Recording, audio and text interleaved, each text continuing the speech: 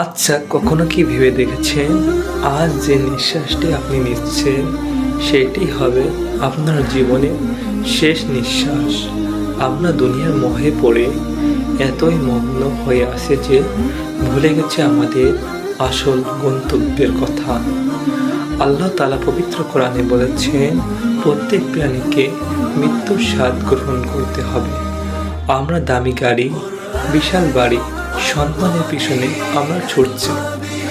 একটু ভাবুন তো, যেদিন সাদা কাপড় মোড়ানো অবস্থায় আমাদের অন্ধকার কবরে নামিয়ে দেবে,